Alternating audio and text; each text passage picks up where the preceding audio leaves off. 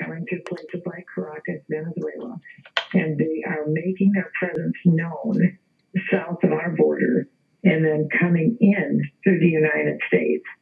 And we have to recognize that this isn't just something in the Middle East.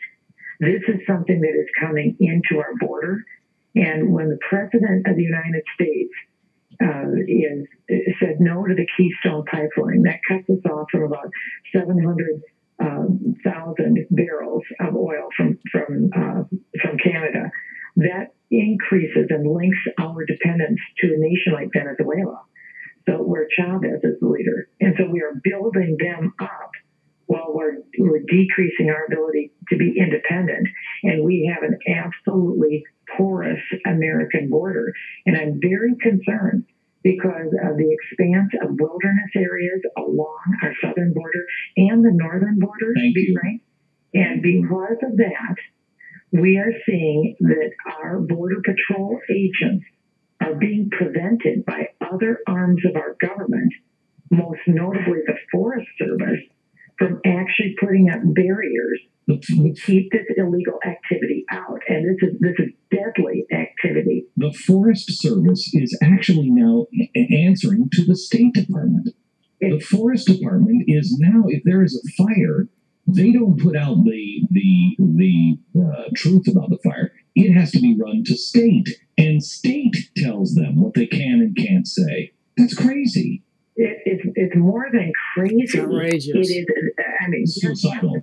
It's suicidal to our nation. And I will tell you, I spoke with a member of Congress yesterday who talked to me about the federal lands where a lot of this criminal activity is financed. It's hard to believe, but here in the United States on federal lands where illegals are building marijuana crops and selling it. So it's being grown illegally here. Mm-hmm. And when we have U.S. agents that are trying to stop it, one member of Congress told me that the illegals said to the federal agents, they demanded that they handed over their identification.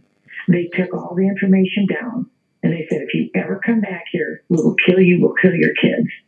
Wow. We have literally no man's land within our own country, and we're having the means financed against us by having marijuana grown here on federal lands, and our federal government isn't doing anything. Our federal government knows. Our federal government knows, without any shadow of a doubt.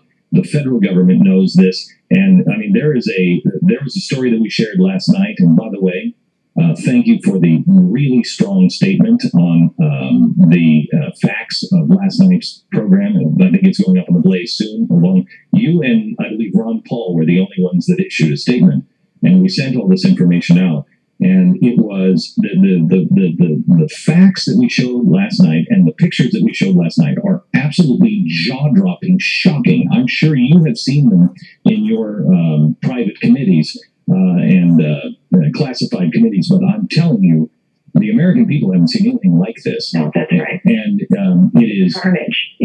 We have carnage in our land, and we have our federal government right now protecting the environment over our own Border Patrol agents. We told a story last night about a Border Patrol agent that was shot, and they wouldn't allow a helicopter to go in because it would be bad for the birds. And so we had to ride a horse in 90 miles to go get and save this Border Patrol agent. It's obscene, and if America knew what was going on, they would go crazy.